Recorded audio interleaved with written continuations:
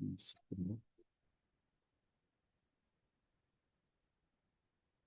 The very first question over here is the patient reports experiencing dash after taking the antibiotic. Right. So here the skill over here you should do over here is to predict what the answer is going to be. Right.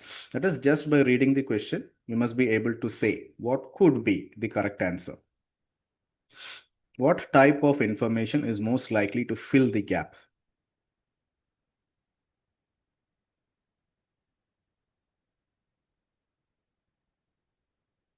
The patient reports experiencing. So what is the linking word over here? Okay, experiencing. So there are certain keywords and there are certain things what we call as linking words. So what are linking words? Linking words are words that are directly associated with the missing information. All right. So experiencing, the patient is experiencing something. Okay. And when does the patient experience this? After taking the antibiotic. So first event, the patient takes the antibiotic, and after that, the patient experiences something. So it is the answer. The answer is going to be something that a person can feel. Right. So here everyone has written answer option B.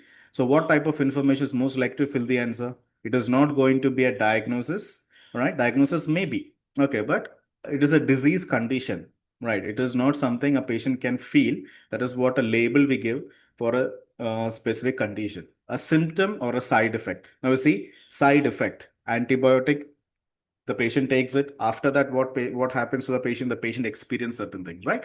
So very good. Okay, so it will not be a treatment plan. It will not be a family history detail.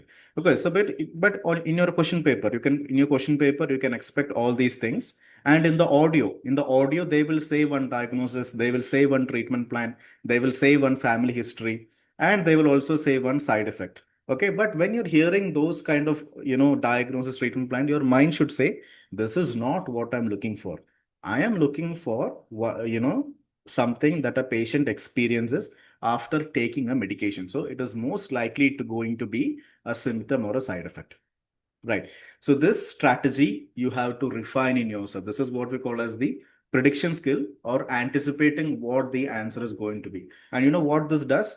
This helps you to stay very focused because in the audio, it is a 5 minute long audio. So the 5 minute length audio, you have just 12 answers, right? So the answer is going to be there for just maybe 24 seconds. So to say one answer, they may need maybe 2 or 3 seconds.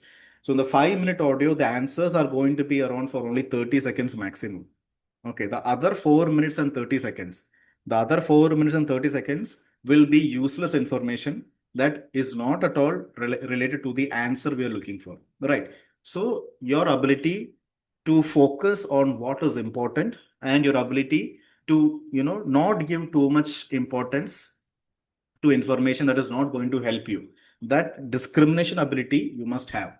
Okay. And that comes from having the ability to anticipate what the answer is going to be. Okay, so here everyone has done a very good job. Well done. Now let's go to the second question over here. The GP explains that the likely cause of her fatigue is. What kind of word would best complete this?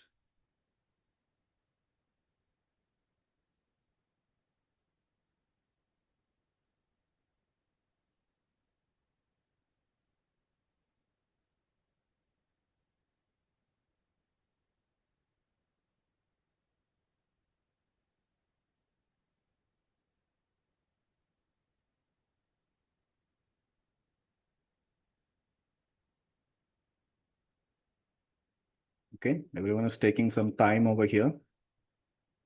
Fatigue. Fatigue means what? Tiredness. Likely. Likely means what? Chance. Okay, likelihood. Probability. Probability is what we call as likely. So what would be the answer to the second question? Come on, come on, come on. Taking too much time.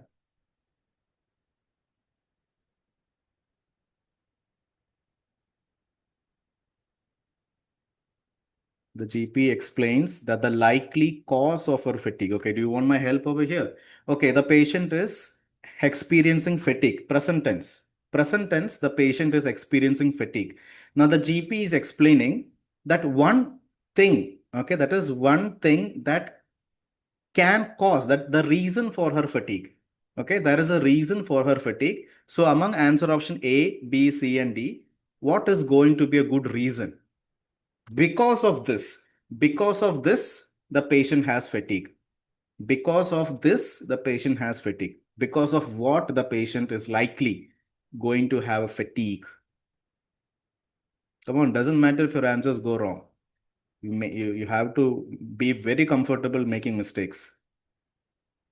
There is no need to be a perfectionist here, not in my class.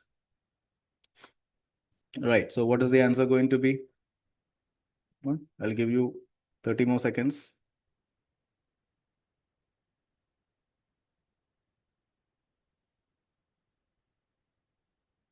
Okay. So the answer is basically C, a diagnosis. All right. So over here, the GP explains that the likely cause of her fatigue.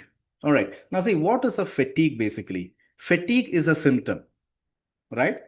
Symptom, tiredness. So the patient is telling, I'm feeling very tired. Okay, I'm feeling fatigued. So what is fatigue? Fatigue is a symptom, right? Now, what is a symptom? What's the difference between a sign and what's the difference of a symptom? Symptom basically means a patient only feels it. Okay, that is the patient has to say, I'm feeling tired. That is only the patient experiences something like pain, headache, soreness. Okay, we cannot say that. The patient has to say. That is what we call as a symptom. What is a sign? Sign basically means we can see the other person.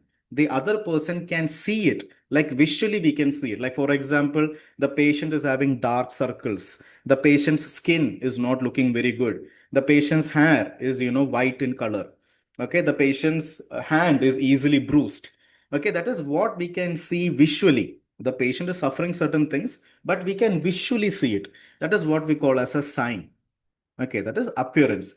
All right. So how can we say a sign causes her fatigue? Okay, sign means what? Dark circles. Dark circles cause fatigue? No. Fatigue is a symptom. Sign is not a symptom. Sign is also, an extension of a symptom, but the other person can visually see, like, distended abdomen, right? Yellow color. So for example, someone will have jaundice. So when someone gets jaundice, what happens? Their eyes will go yellow in color. So the other person can see, okay, I'm seeing a sign, your eyes in yellow in color, right? So sign will not cause a disease. Okay, so do you think yellow discoloration of the patient will cause liver damage or, symptoms? No. A diagnosis. Okay, that is you have a disease condition. Okay, see, the doctor is telling you have a disease condition, and because of this disease, you are feeling fatigue. So, for example, let's say it is a diabetic patient. Okay, so the patient is telling, see, you're a diabetic patient, you have diabetes mellitus type 1. Because you have type 1 diabetes mellitus, you feel fatigued. Okay, you understand? Okay, now medication also. Okay, medication also we can say, but it is going to be a side effect. Okay, so you can choose either C or D, but it is most likely the answer option is going to be C option. Okay, so again, doesn't matter. Okay, this is how we improve, right? So again, the prediction skill is something that we have to work upon. Okay, so think very clearly. So the keywords, okay, so this is what we call as keyword analysis. So fatigue is a symptom. Okay, so what causes a symptom? A diagnosis. Because of a disease condition, there will be a symptom, right? So like that. All right, so now let's go to the third question over here. He described the pain as dash and radiating to the left arm. Okay, so here the keywords are he described the pain as and radiating to the left arm. Radiating means spreading. Okay, spreading over here. So here it is a description of the pain. Now, what is likely to going to be the answer? Is it going to be a medical test, a drug dosage, an adjective, or a specialist name? Adjective basically means, so for that, okay, let me just take a moment over here. So in English, we have nouns. In English, we have verbs, right? And English, we have adjectives, right? So noun basically means what? A place, an animal, a thing. Okay, this is what we call as a noun. What is a verb? Verb means any kind of action. Okay, any kind of action is what we call as a verb. And what is an adjective? Adjective is a word that describes the noun. Right, so there is a noun and we are describing, like for example, a delicious dish. Right, so here what is the noun? The noun is dish. What is the word? What word is describing the dish? Delicious. So delicious is the adjective. All right, so delicious dish is being consumed. Okay, so what is the verb over here? The verb over here is consumed. Okay, so nouns, adjectives, and verbs. Okay, so that is answer option C. All right, so anyway, read the question once again and tell me what could be the answer. He described the pain as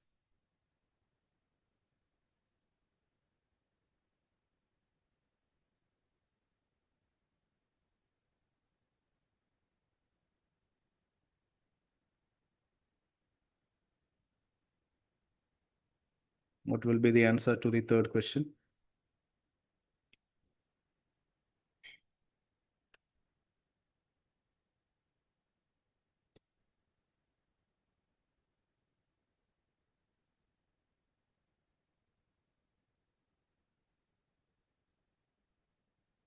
So what will, so here you're predicting. Okay, so I want everyone to predict.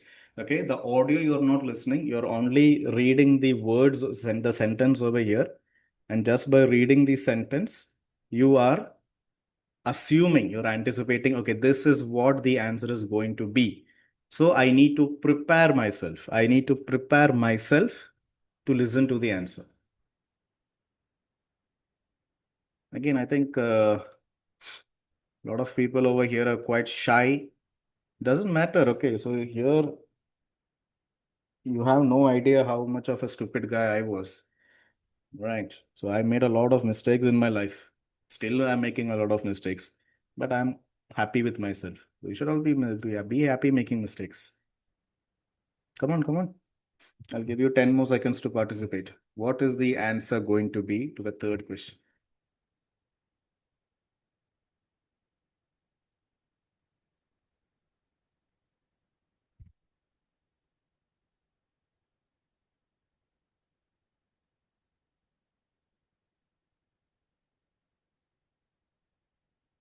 Okay, it's taking too much time. All right, so the answer, he described the pain as, the answer option is going to be C, right? The answer is going to be C because that is, I already gave you what is a description. What is an adjective? Adjective is something that describes the noun. So what is the noun over here? The noun over here is pain. Okay, the pain. So if let's say the answer is going to be like severe. Okay, severe. So what is the verb, the adjective over here? The adjective over here is severe, right? The person is describing his pain as severe. So this is the noun and this is the adjective. Okay, so the answer is so can we say the answer is going to a medical test like X-ray, like endoscopy? No, okay, it is a description of the pain, right? Is it going to be a drug dosage, a name of a specialist? No. Okay, so here is a very straightforward question. Answer is going to be an adjective. All right. So now let's go to the fourth question. Okay, so these are actually very, very simple questions compared to the OET questions. Here you have to be willing to make mistakes. Only then there it will be easy. The patient was advised to return for a follow-up in. So what is the answer going to be? We gave the patient an advice to return for a follow-up and the linking word over here is in. So what information is most likely to come here?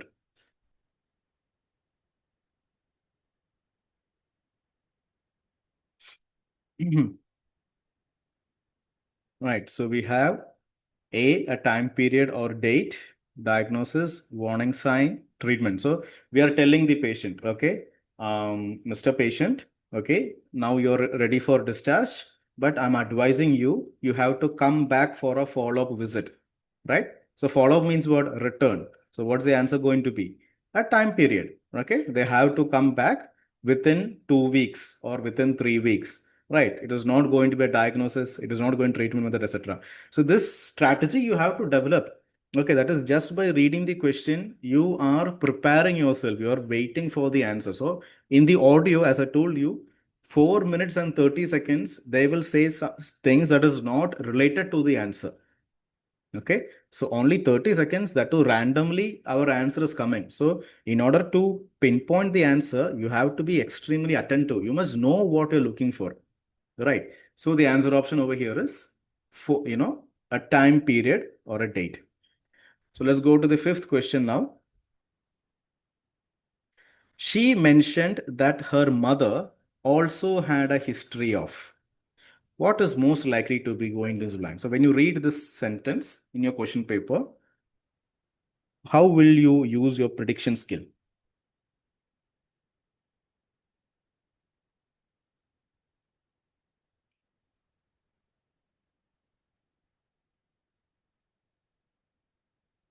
All right. So the patient had a history. Okay. So there's a medical history. All right. So a patient is having a medical history means what?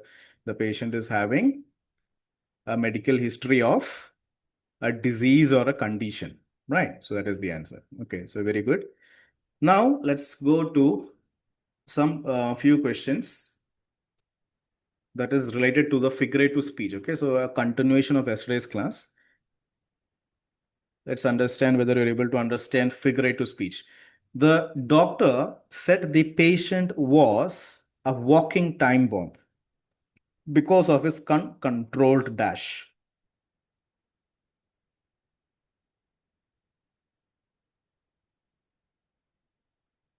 Uncontrolled.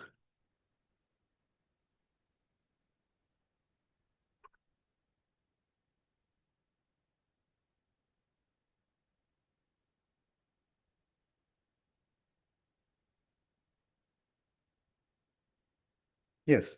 All right. So walking time bomb. Okay. So walking time bomb basically means what?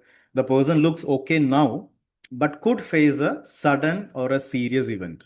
Okay. That is suddenly like a time bomb, it can explode. Right. So the patient, the doctor is saying, okay, right now he is okay. Right. But if he is continuing to not control his blood pressure, then things will become very, very bad. Okay, anger issues also to a certain extent you can say, but when it comes to OET, the answer is going to be blood pressure. Okay, because this is something that we can control. All right, other things and all we can't have too much control, like especially C and D. Right. So let's go to the seventh question over here.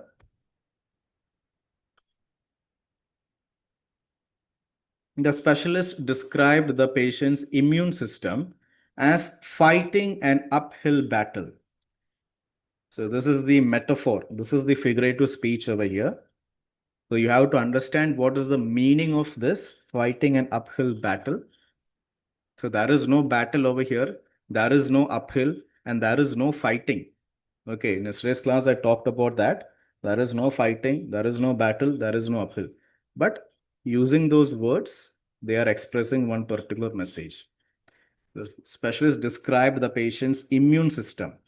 The keywords, you have to give importance to the keywords. So the keyword is describe over here.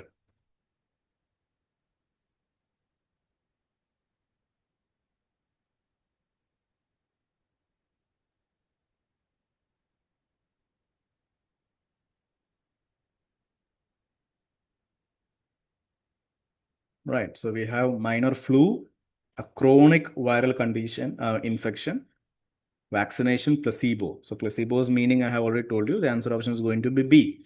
Okay. Okay. The patient has a viral infection and it is not for 1 or 2 days. It has been going for a very, very long time. It is chronic viral condition, right? So when our body is having any kind of an infection, our immune system gets activated. Okay. Our immune system is going to fight the virus. Okay. So over here, it is like fighting an uphill battle. The immune system has no rest only. Okay, that is continuously the immune system is fighting and fighting and fighting and fighting. Okay, so it is like fighting an uphill battle. Uphill battle means also, walking uphill. Do you think going down a hill is easy, or do you think going up a hill is easy? Of course, going up, right? Going up is the most difficult thing, right? Going down is easy, right? Going up is difficult, and fighting, and that to going up and fighting, it is even more difficult, right? So he is describing, okay, the doctor is describing that the patient's immune system is in a very tough spot over here against, and the most likely information over here is chronic viral condition. All right, so this is what we call as figurative speech. Okay, okay, so very nicely done. Now, let's take a look into some questions over here. So you will be getting 24 fill in the blank questions, right? 12, 12. So extract 1 will have 12 fill in the blank questions. Extract 2 will have another 12 fill in the blank questions. And what is your duty here? Your duty here is to utilize the 30 seconds given to you. Okay, so for each extract, okay, they will say you can open the question paper now. And when they say that, you can open the question paper booklet and they'll give you exactly 30 seconds time, right? And then you have to utilize these 30 seconds to the best of your ability so that when the audio starts playing, you get a benefit out of it. Right. So what do certain students do? Okay. So again, as I told you, certain things doing is important, right? Do's are also important, but at the same time, certain don'ts, that is not doing certain things, that is also very, very important. But since we are not doing anything, our brain doesn't actually comprehend it. Okay. So doing good things is important, not doing negative things. Sometimes sitting simply, that is also a very big thing. Right. So anyway, let's come to the very first question over here. Okay. Yeah. So you get 30 seconds time. Okay. You get 30 seconds time to read the 12 questions over here. First and foremost, how are you supposed to spend these 30 seconds? So what some students do is they directly shift their mind to anxiety mode. Okay. That is they purposefully push themselves to stress mode. Okay. And then instead of reading the content over here with a logical, with a calm, with a composed mind, do you know what they do? Right? They will unnecessarily put a lot of stress on themselves and they will simply read all the 12 questions, in one single stretch. Okay. Very quickly. Okay. So they are not giving any time for their brain to grasp the information and they're putting themselves in unnecessary stress and nervousness. Okay, so what they will do is within 30 seconds, they will try to read all the 12 questions 2 or 3 times. Okay, so when a person is doing like persistent cough, weight loss described as fingertips appear, nails feel relatively, previous employed as a, now employed as a, current prescription of, like that, like this, in ultra speed, they will be going through all the 12 questions. And then once again, they'll repeat it. Okay, now what happens is when the audio starts to play, it will be almost like reading the question for the very first time. Because why? And not only that, when the audio is playing also, they have, they are in a slightly nervous mode. Okay, because they purposely push them into the nervous mode. And again, when we are not thinking clearly, the quality of thoughts will go down. And if the quality of thoughts go down, then we will not be able to predict, we will not be able to anticipate, we will not be able to focus. And because of low concentration levels, we will be making a lot of mistakes. All right. And those mistakes will increase our anxiety levels. And then it becomes a vicious cycle. Okay. Anxiety. Okay. So it becomes like a, so do you know what a vicious cycle is? Those who are, okay. It is a vicious cycle. Cycle means what? Cycle basically means there is no escape, right? There is no escape over here. So for example, they become nervous, right? They become nervous over here. And what happens because they become nervous? They will make mistakes, right? And what happens when they make mistakes? They'll become nervous. Now you see over here, this is what we call as a cycle. Okay, so again, there are so many different cycles like pattern and all we say, no? So actually in a cycle, there will be minimum 3 or 4 things, but over here, just to make you easily understand the thing, I've given you just 2 things over here. So first they become nervous, and because of the nervousness, they will make mistakes, right? And now because of their mistakes, what they will do? The mistakes make them nervous. Now they're even more double nervous there. And since they're double nervous, they're making double mistakes. Now they're making double mistakes. Now will be triple nervous. Now they're making going triple mistakes they will make. So this is what we call as a vicious cycle. So how can we escape it? The only way to escape it is to break the cycle.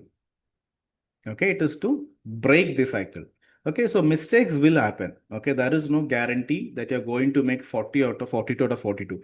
So there is no control over this, right? So this is something that you cannot control. 42 questions over there.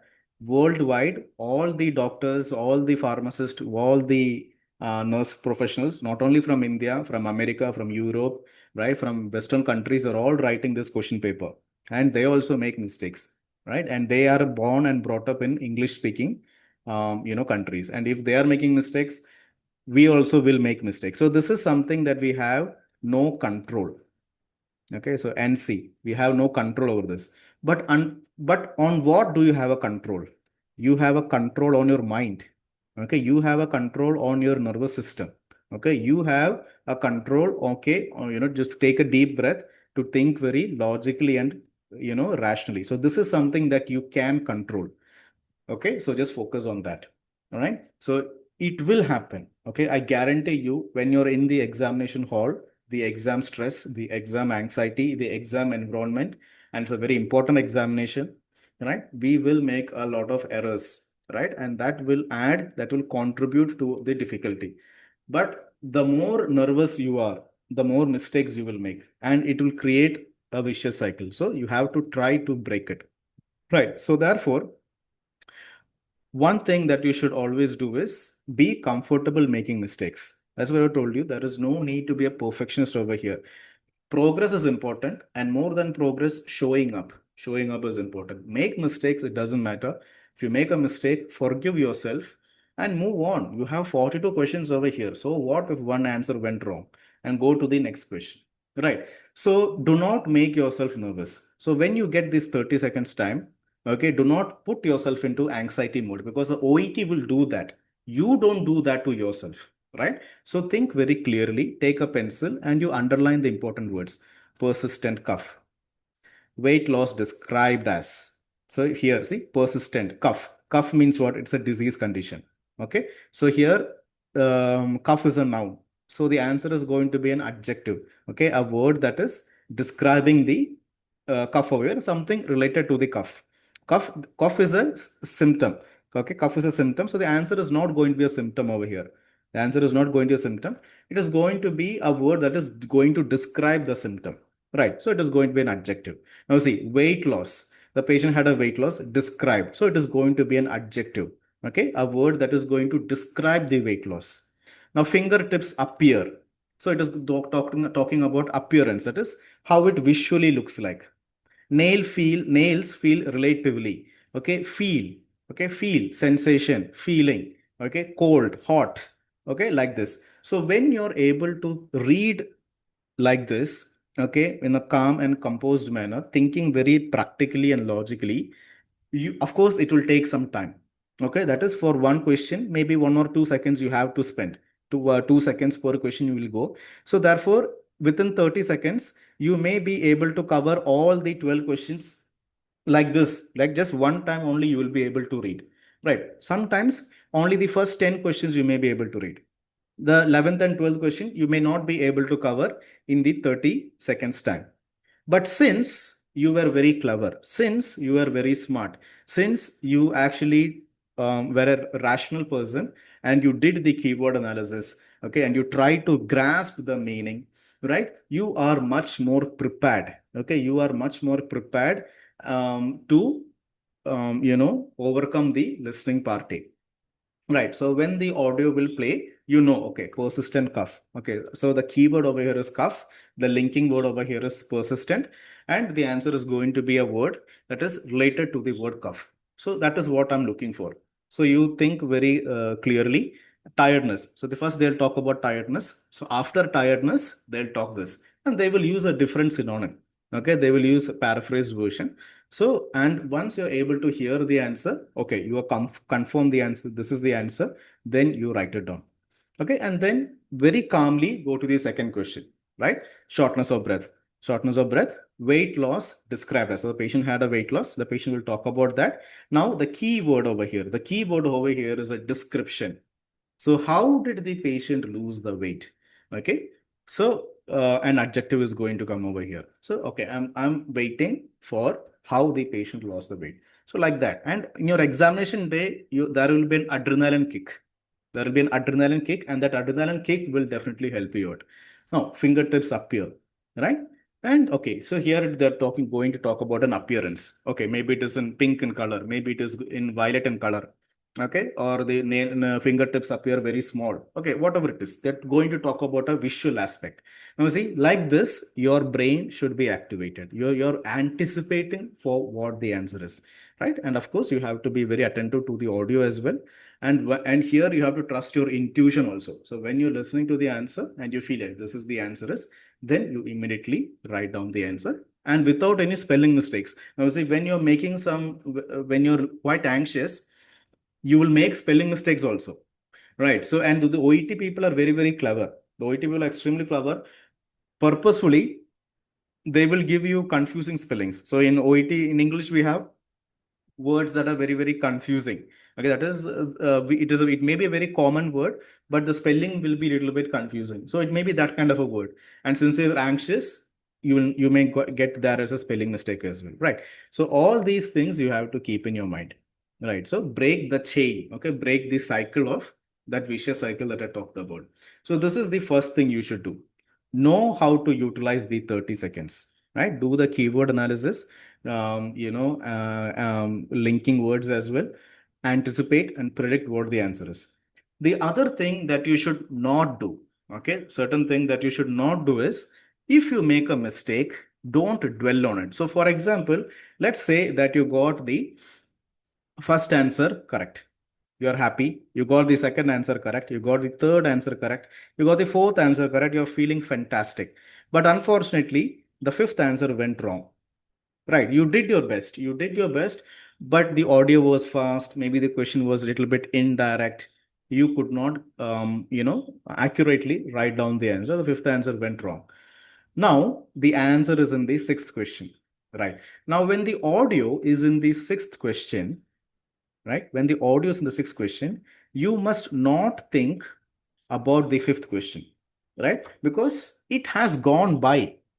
The audio came, you had your chance, you had your opportunity, right? And you did the best you could. But despite your best attempt, the audio went away. Now the audio is in the sixth question. So when the audio is in the sixth question, you have to give importance to the sixth question. Do not think about the fifth question. This is a very, very strong temptation, the very strong tendency that comes to the human mind. Okay, there is common psychology over here. That is, your mind will tell you you got the first four answers correct. So definitely you will get the fifth answer also correct. Just put some effort, and definitely you'll be able to get. So when the sixth question's audio is playing, you're trying to listen to the sixth question's answer. At the same time, you're trying to think what is the answer to the fifth question. So basically, what are you doing? You are sacrificing the sixth question as well.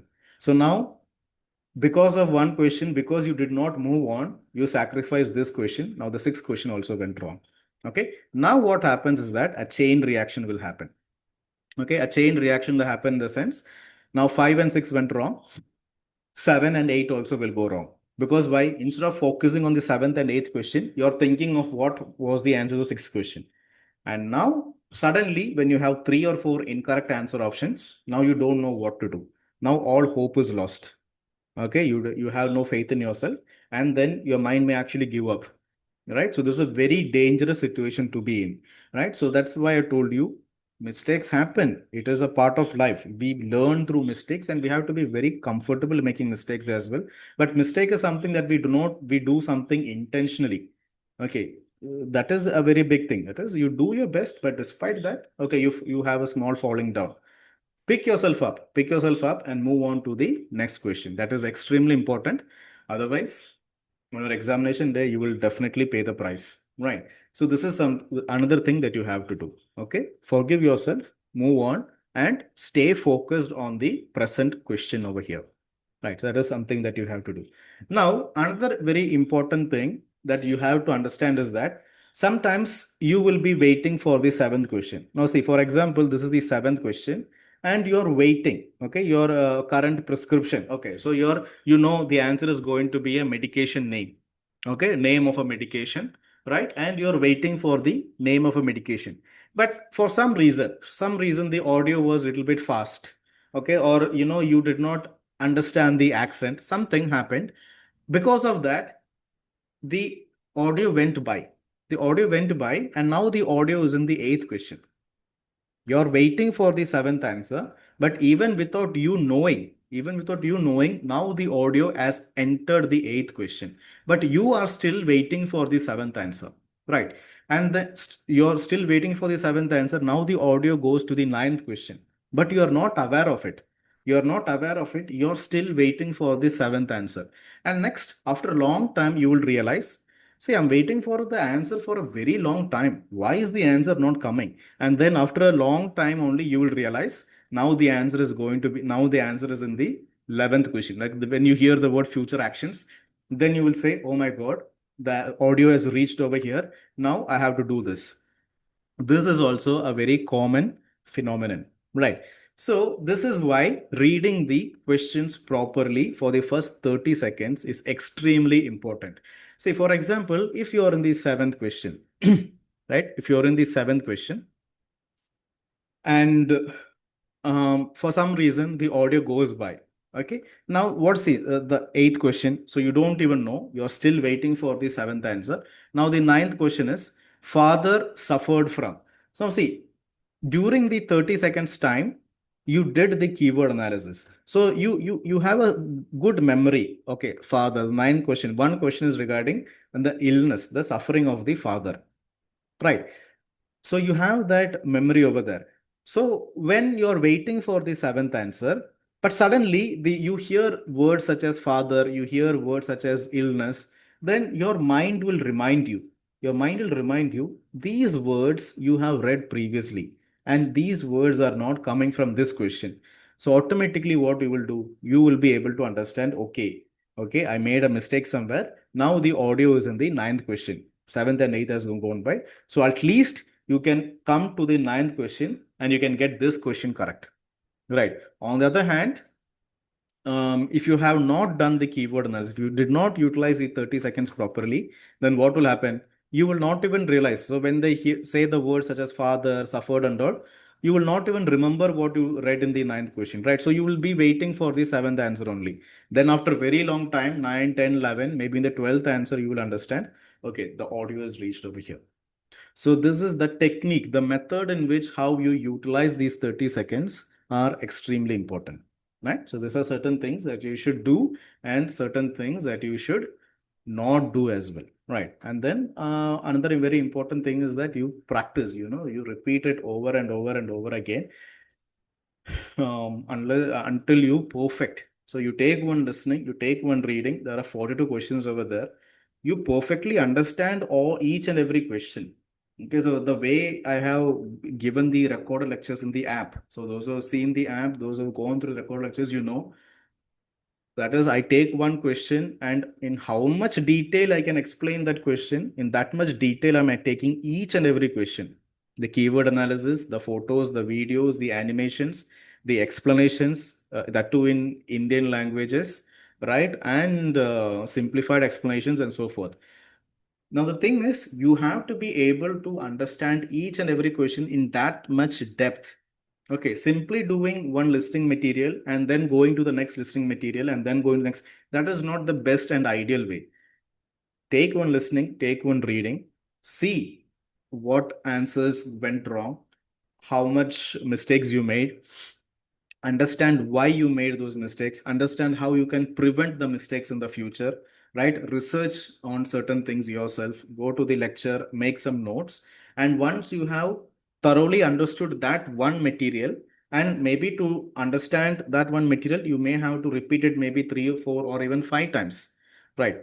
But once you're thorough, once you're confident in that material, then you should go and take the next material, right? That is, it is not about the number of materials you do. It is the quality in which you do each material, right? So this is how a smart student works. A smart student prepares for their OET. Right. So now, what we are going to do is we are going to do like maybe a few questions from extract 2 over here, right? So let me take the Robert Miller.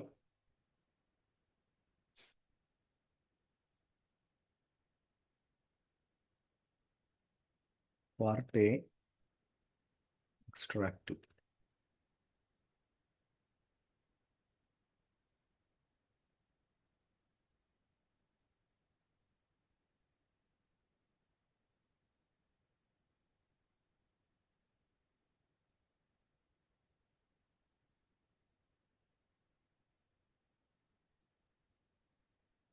Okay, so what we're going to do is we are going to take some random questions from here, and we are going to see whether you're able to listen to the audio and you're able to understand it. Right.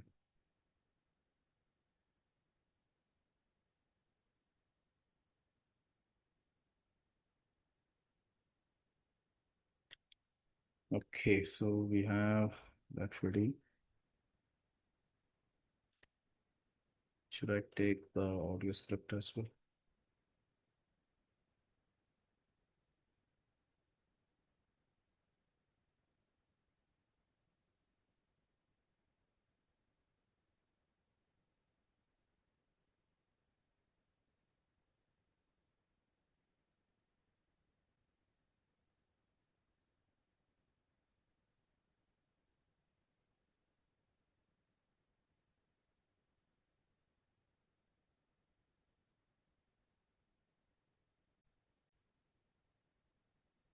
Yes.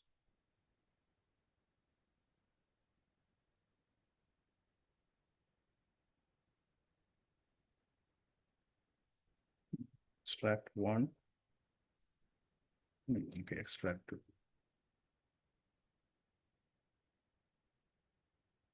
All right, so read the 13th question over here.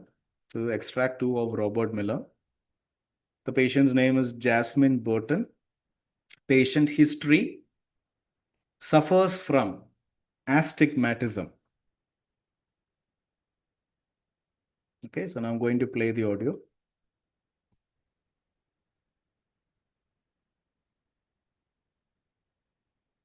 The audio, and let's see if you can find the answer on your own. I've got your notes here, Mrs. Burton, but as we're meeting for the first time, could you begin by telling me a little about your eyesight and the treatment you've had over the years? Did you wear glasses as a child, for example? Yes, since I was about 7. My parents were concerned by the way I held a book when I was reading, so they took me to an optometrist. He told them I had some kind of astigmatism. Am I right in assuming that's myopic rather than hyperopic? Well, yes, I'm nearsighted, if that's what you mean. All right. So what was the answer?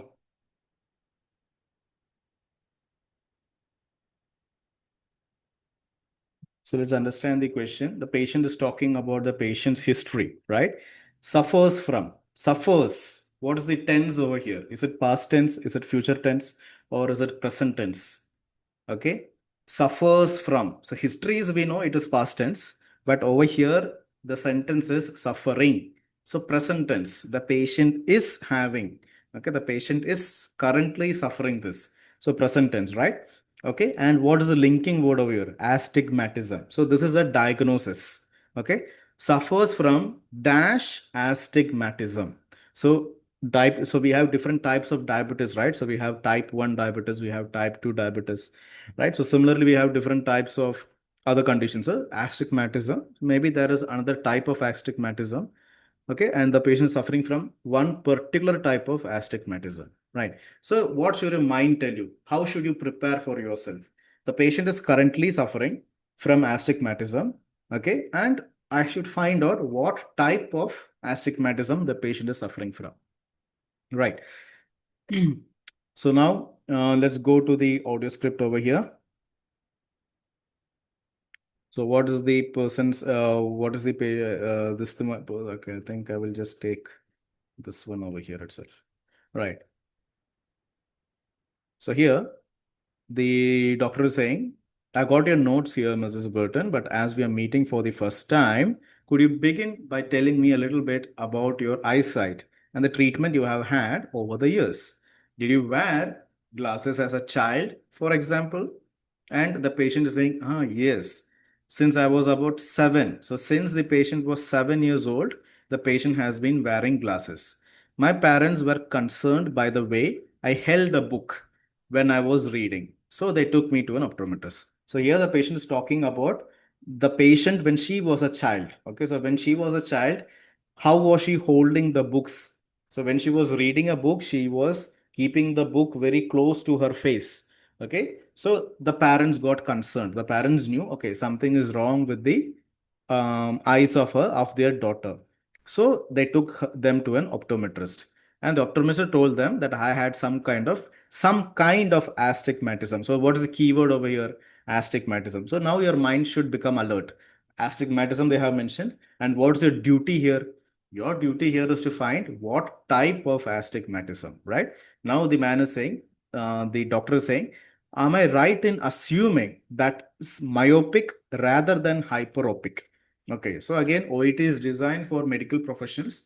So you have to be very comfortable knowing certain medical terms. So myopic, we have myopic astigmatism and we have hyperopic, astigmatism. So we have two different types already mentioned. It is either going to be myopic or either it is going to be hyperopic. So mind should be prepared for that. It's going to be myopic or hyperopic, right? But what's the confirmation? Now the confirmation is saying, well, yes, I am nearsighted. Okay, nearsight, that is short sight. Short sight is basically myopia, right? So it is myopic or nearsighted or short-sighted, right? So the answer is going to be myopic, or if you can write nearsighted also. If you want, you can write nearsighted. That is also fine. But write only one. Either write either myopic or write either nearsighted.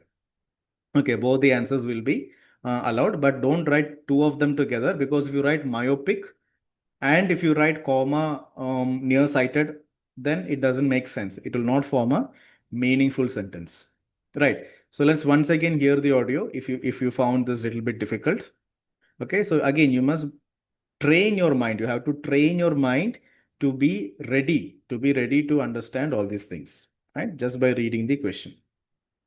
I've got your notes here, Mrs. Burton, but as we're meeting for the first time, could you begin by telling me a little about your eyesight and the treatment you've had over the years? Did you wear glasses as a child, for example? Yes, since I was about 7. My parents were concerned by the way I held a book when I was reading, so they took me to an optometrist. He told them I had some kind of astigmatism. Am I right in assuming that's myopic rather than hyperopic? Well, yes, I'm nearsighted, if that's what you mean. All right. So what? Okay. Easy, right? It becomes easy. See that when we repeat the difficult ones, it becomes easy. Okay, so I already told you the law of practice, right? So law of practice, but the method in which you practice is also very, very important, right? So if a person is practicing the same thing over and over again, but if they're practicing in the wrong manner, that is also not going to help them out. Okay, sometimes we have to be very humble enough. Okay, we have to, face our ego, and we have to say, okay, I know I have practiced this several times, but maybe I'm making some mistake. That is the reason I'm not improving. So maybe I need to bring in a change in the way I prepare.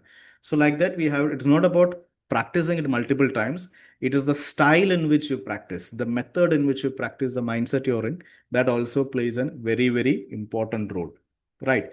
Okay. So now let's go to the maybe should be what random question. Okay. So how about we do the 16th question over here? Okay. 16th question. Sight problems mean dash isn't an option for her. So do the keyword analysis and predict what the answer is going to be. So I'll give you one help over here. Sight problems. Okay, the patient is having eyesight problems, and because of this, okay, she is not, okay, isn't an option for her. Okay, so because of her eyesight problems, she cannot do something.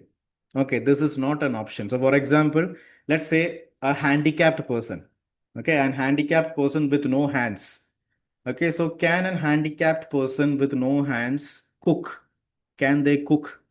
Cooking is not an option for them, right? So a person with broken legs, running an option for them? No, running is not an option, right? So the patient is having eyesight problems. And because of her eyesight problems, something is not an option. That means one particular activity she cannot do. So what is the answer going to be? Predict. The answer is going to be an activity. Okay, the answer is going to be an activity that is related to her eyesight, which she is not able to do. Like this, you have to train your mind to predict what the answer is going to be, even without listening to the audio. So once you have trained yourself over here, then when you're listening to the audio, it becomes much more easy to write down the correct answer, right? So now let's go to the 16th question and let me see if you're able to pinpoint the answer this time. What is the patient telling to the doctor? The patient is telling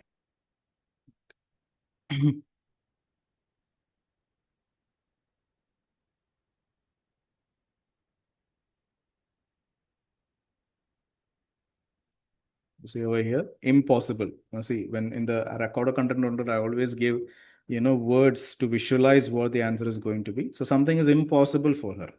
Okay, so that is what you need to find out. So I'm going to play the audio to the patient. Impossible means it's not recommended. That's what we have to find out. All right, so let's hear the audio now. Well, I was once told that my generally poor eyesight is most probably down to the fact that I don't have enough pigment in my eye. Right. On the whole, my eyes have never really caused me any significant difficulties, however. I've always had to wear glasses, so that's part of life now. I suppose the only thing is that driving's always been out of the question. I'd never have passed the sight part of the test. That's probably a good thing because it takes me some time to focus, which could make me pretty dangerous if I was ever behind the wheel of a car. Yes. All right, so what? Okay, that was actually a very funny conversation. So did anyone of you catch the answer? Okay, very good. Right. The answer is basically driving. Okay. So let's take a look into the audio script once again. The audio script, the 16th question.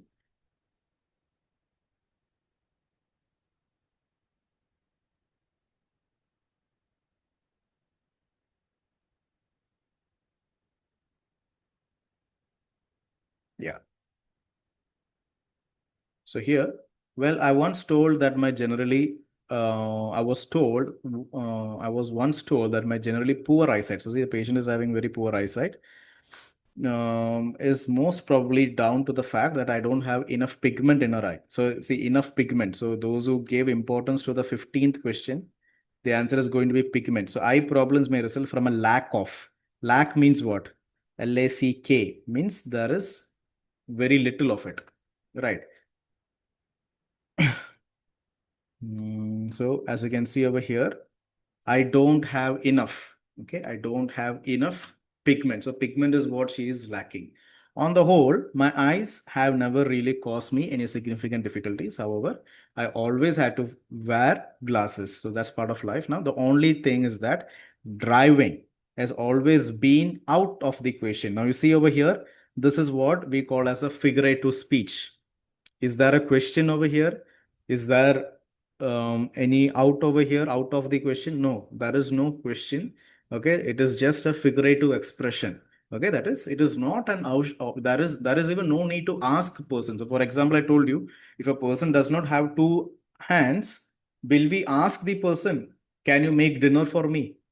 We will not even ask the question. It is out of the question, right? So that is what certain phrases mean, right? So driving's always been out of the question. There is no need to ask me. I won't be able to. It's impossible. So impossible. That is the word. That is the expression they're trying to convey.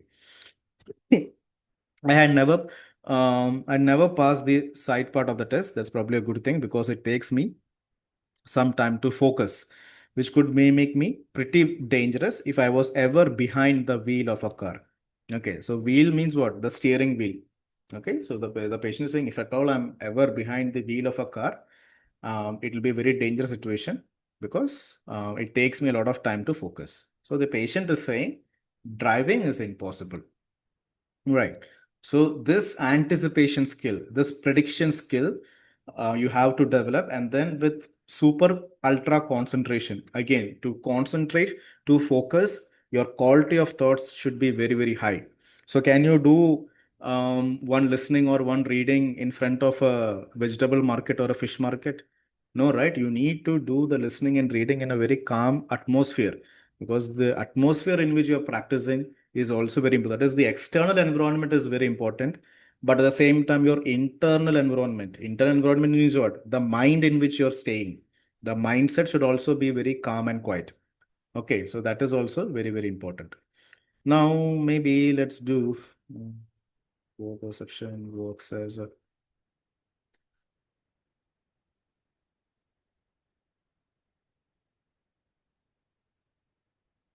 How about we do the 22nd question over here?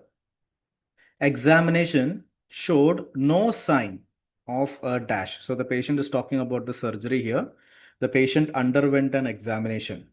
Okay, the patient underwent a physical evaluation and showed no sign, that is no indication, that is something is absent.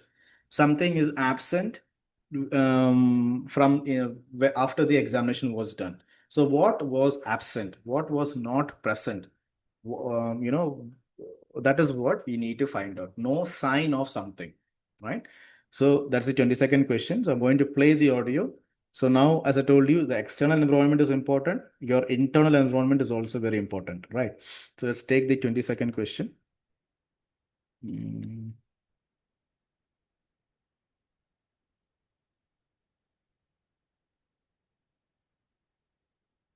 So, okay, something is absent.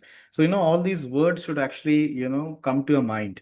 Okay, when you're just by doing the keyword analysis, your mind should tell you something is absent, because they will not be repeating the same words. They will be obviously repeating the information different manner, and you need to be able to understand the synonyms. Okay, the paraphrased versions, right? So now let's go to the audio script.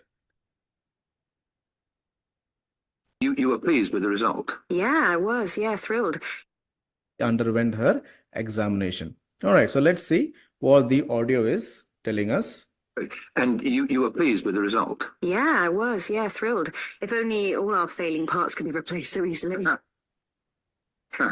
However, when I had the routine checkup a couple of weeks after the operation, I was told there was some clouding, opacity. Opacity, yeah. I think was the word they used, in the capsule containing the new lens. It's a bit disappointing. They could clear it with a laser if it gets to be a real problem, but my flicker makes that rather a risky option. I knew that there's a greater chance of developing a detached retina after a cataract op. Yes. But I'm glad to say they found there wasn't any evidence of that in my case. Oh, good. All they did was make an appointment for me to be checked out again in 6 months' time. But they said I should get in touch if I felt concerned about my eyes. All right, so that's a tough one. Okay, this is actually a tough one. The answer they're telling first. They're telling the answer, and after that they're telling there was no sign. So I'll play the audio once again. Because the answer is coming first. And after they said the answer, they are saying there was no sign of it. Okay, and it's actually a medical term also. So therefore, if you make spelling mistake, not a big problem, right? So let's play the audio. Okay, so good. That's a very nice attempt. So let me just play the audio once again, because this is slightly tricky. telling us.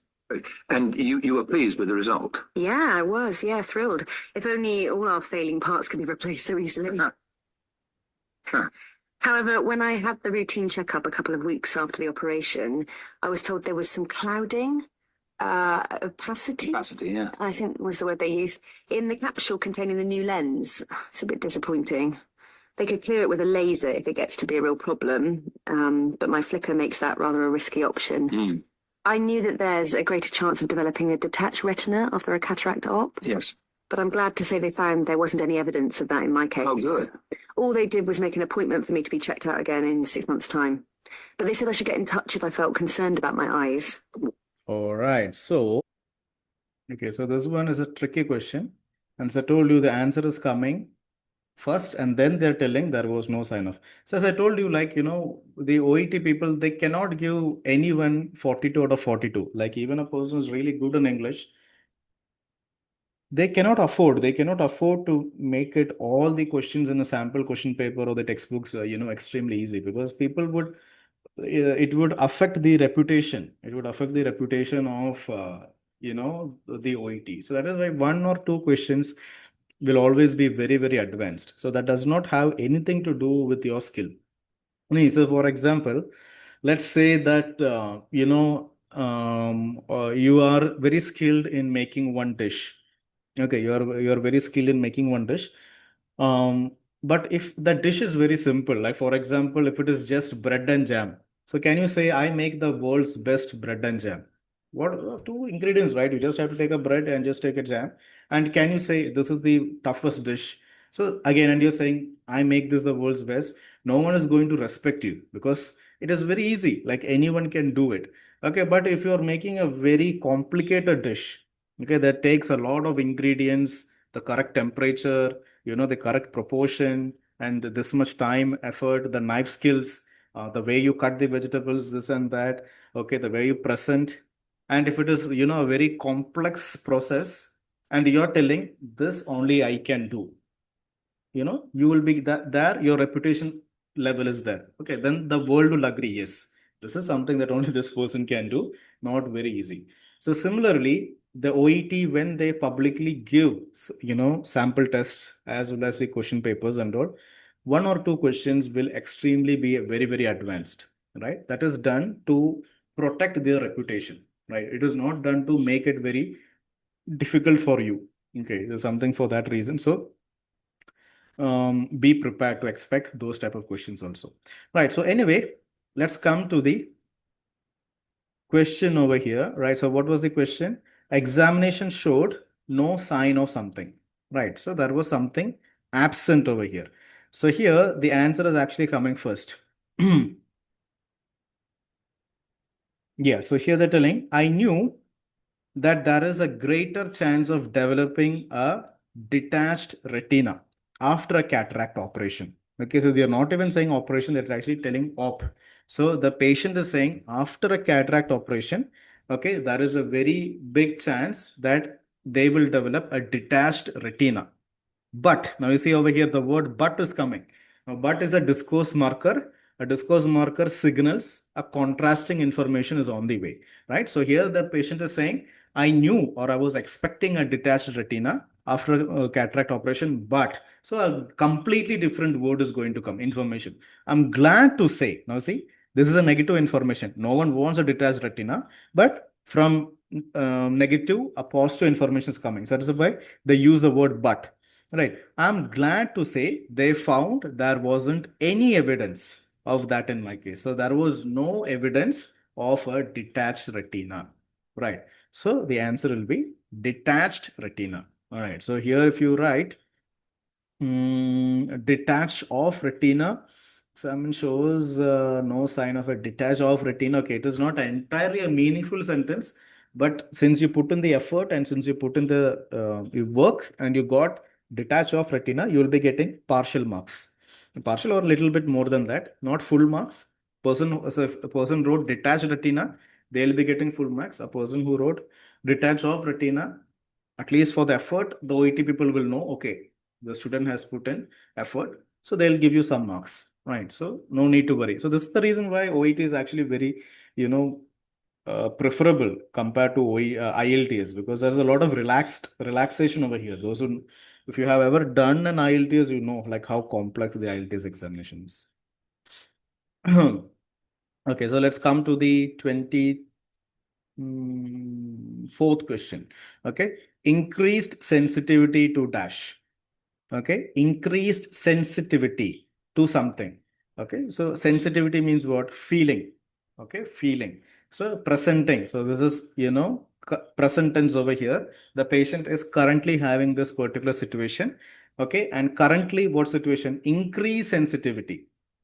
Okay, the feeling is very, very heightened over here. So to what is the sensitivity has been increased? That is what we need to find out, right? So let's hear the audio first. Let me see if you're able to find the answer. 24th question.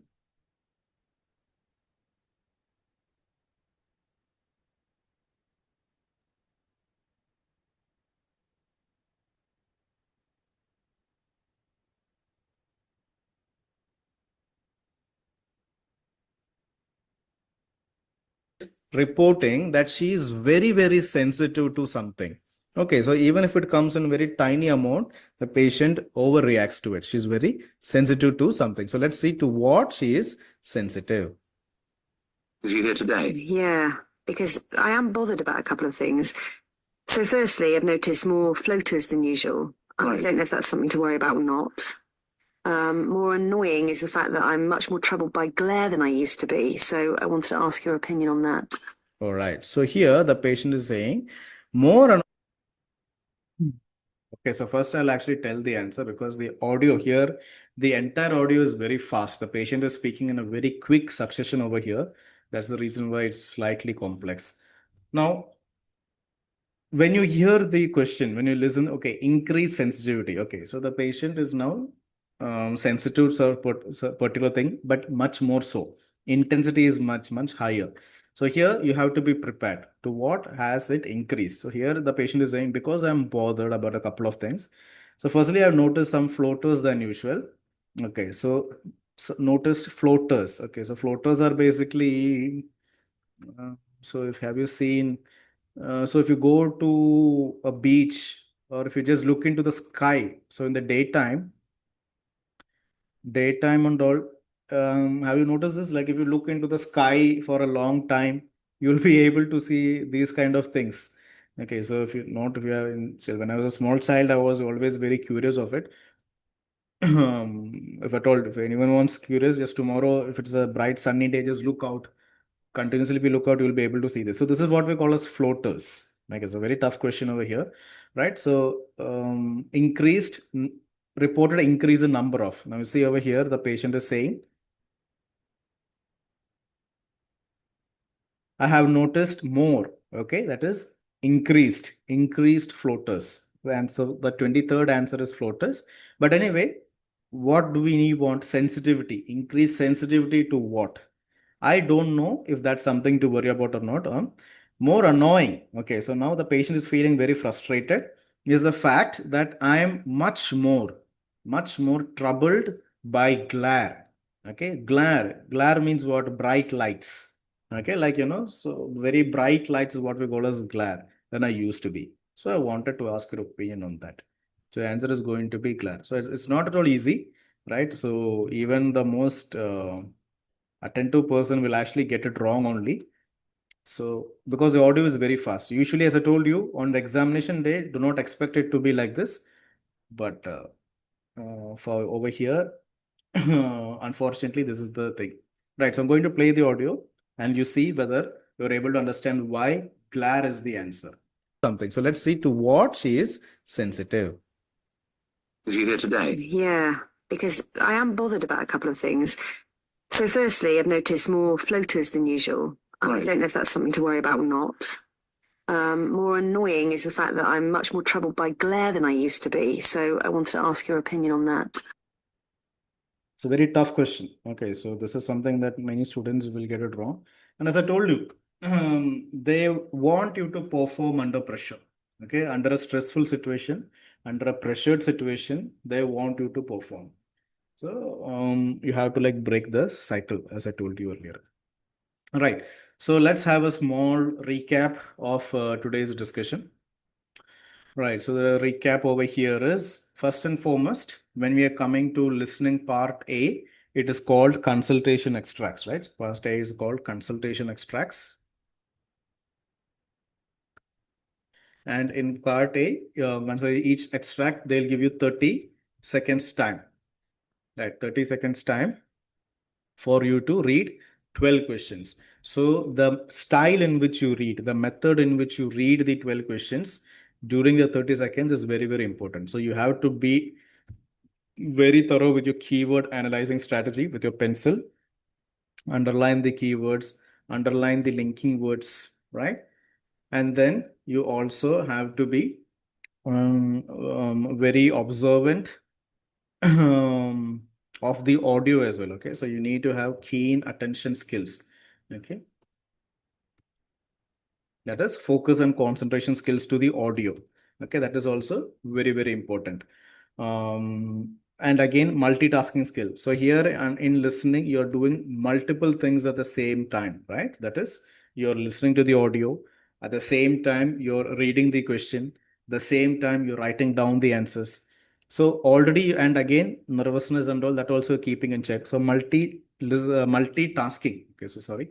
Multitasking skill is also very important over here. So that skill you have to, slowly develop. Then what else? Keen attention to detail. Then what else did we say? Okay, we talked about breaking the vicious cycle, right? Vicious cycle of anxiety. Right. So mistakes and all will happen. Okay. So when it happens, don't punish yourself, right? Rather forgive yourself and move on. Right. So that is extremely important. Otherwise, it will be a chain reaction of disaster. Chain reaction. That's why listening is one of the most interesting exams. Listening among all the four, listening is the most interesting. It is the most fun, but also the most volatile examination. Volatile. Volatile basically means what? Things can go wrong anytime, anywhere. Right. So it is completely unpredictable. It can go very good or it can go very, very bad. But if you are as I told you, your external environment and your internal environment, or both are important. Right. So actually, this is applicable to OET, the teachings of OET, you can actually apply to your real life as well. If you want to grow in life, the people with whom we surround with, they need to be positive people, right? And also we need to be a positive person to ourselves as well. So again, a lot of extrapolation comes over here. So the external environment in which you're practicing the listening and the reading, and the internal environment also should be very important. So your English may be fantastic, your English may be very good, but if your mind is not your friend, then you will struggle in listening and reading. Right. Then what else did we discuss? Moving on. Okay, so you make a mistake, no worries. You have 42 questions. Just move on. Do not dwell on one particular question. Okay, on past question. So if you get a question wrong, okay, if you get a question wrong, it doesn't matter. Okay, don't dwell on it. That is, don't get stuck on it. Go to the next question. That moving on ability is very, very important, right? And then if you do the keyword analysis very, very properly, you will be able to stay on track with the audio. Because when the audio is playing, you have to be able to stay on track. That is the first question. Okay, now the audio is in the first question. Now the audio is in the fifth question. Now the audio is in the seventh question. So knowing that you're staying on track is extremely important. So that ability is also very important. For that, you should be able to do the keyword analysis, right? So all these things is what we discussed today. And importantly, we also talked about our prediction skill. So what is prediction skill? Anticipating, right? Anticipating what the answer is going to be. So when you're just by reading the question, even without listening to the audio, you should be able to say, yeah, this is what the answer is going to be. This is what I'm anticipating the answer could be. That is what we call as prediction skill. So refine, okay. So and again, repetition, okay. You have to be very because quality of practice, okay, repetition is very, very important. The quality is more important than quantity. Quality over quantity. So that is what's the most important thing. Work very smart.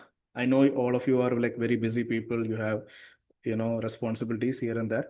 But still, preparing for the OET has been designed for busy people like you. Don't forget that. Okay. Don't overthink the OET and don't overcomplicate it. It's a straightforward examination. As long as you are thinking logically and you're approaching this with the smartness that OET requires, then it is a very pleasant journey. Right. And then you have to like assess that self-assessment is there. So when to book the examination, when you are able to get 33 consistently, 33 or 30, 33 or above. If you're able to get 34, I would say 34 or above, if you're able to get consistently in listening and reading, then you can say, yes, you are ready to book for the OET exam. But unless and until you are not able to get 34 and above in listening and reading, I would never suggest to book the examination. Keep on practicing till then. And then 34 and above you're getting, yeah, then you can say, yeah, I'm ready to book the exam. And then you book the exam. And then you have to give importance to all the 4 modules as well, listening, reading, writing, and speaking, because everything is interconnected. Right. So this is what we discussed today. Right. So that's it. So if you have any doubts, you can always reach out to me through WhatsApp. Right. And